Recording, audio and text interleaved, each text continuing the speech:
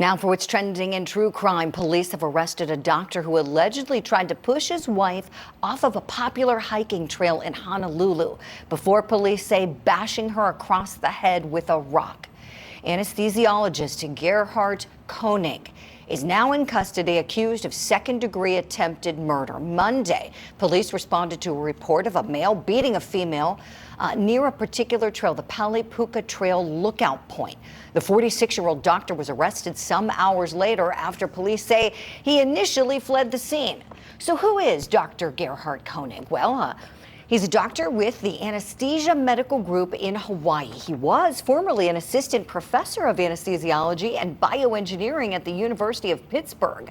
The Pali Lookout sits over 1,000 feet above the coastline with beautiful views of the surrounding cliffs. And this is a really popular tourist attraction, as you can imagine, because of its sights. Now, we're asking, of all locations, why this famous trail for that alleged attempt at murder? Let's bring in our power panel. Still with me, attorneys Joe Tamburino and David Bruno, and I want to welcome in now private investigator Manuel Gomez. All right, Manuel, let me begin with you. Would you kick off our discussion, please? Why that particular lookout, in your opinion?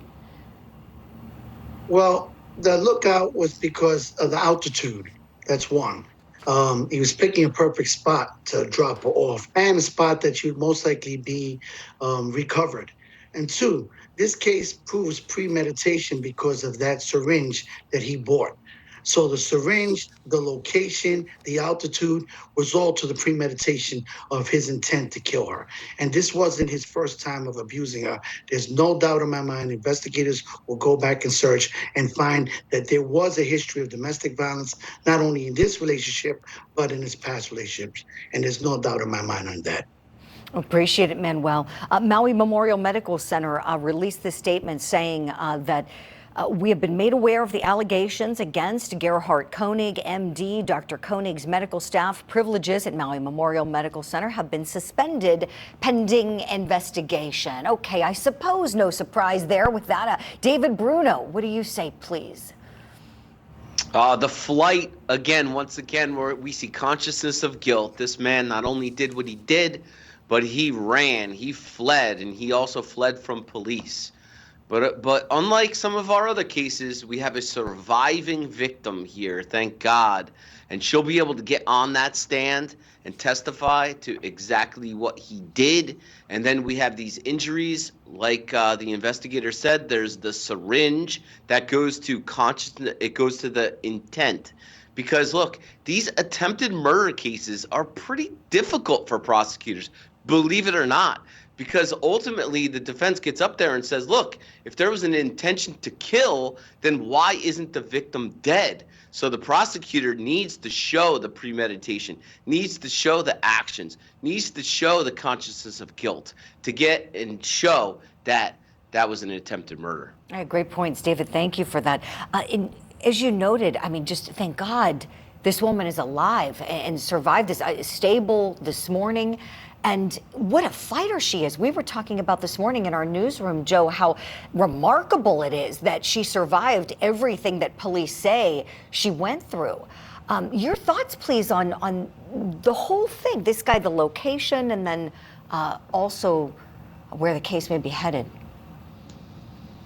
Well, I'm going to take a little bit of a different tack than the other two guests. I don't know if this was planned out. Yes, the syringes are problematic, but we don't know the circumstances of the syringes. He's a doctor. I know he's an anesthesiologist. So does he carry some type of fanny pack or some type of pack where he has who knows what kind of medication with him just in case something happens? That's possible, because the trail that he picked is very popular. There's people all over the place, and it seems from what the victim says, and thank God she survived this, all of a sudden he gets really angry with her because he's close to the ledge and she doesn't like him that close to the ledge, and she doesn't want to take a picture of him, and then he just loses it. So it seems to me that there is a credible argument that this guy, and I agree with one of your guests about how he probably has prior domestics, this guy It could be has prior domestics, has an anger problem, and simply just loses it on his wife while they're on the hiking trail because she won't take a picture of him.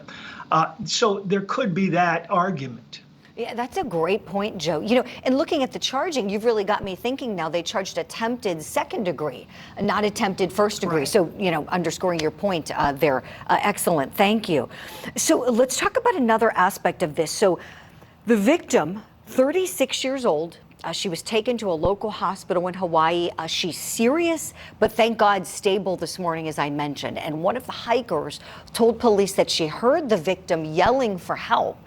According to the affidavit, the victim told the hiker that, quote, he is trying to kill me. Those were her words, according to this witness. And the affidavit also says that she saw her husband apparently taking out syringes with the intent of using them on her. So she says she witnessed that, and police say she was able to get away from him after nearly 10 strikes, 10 to her head.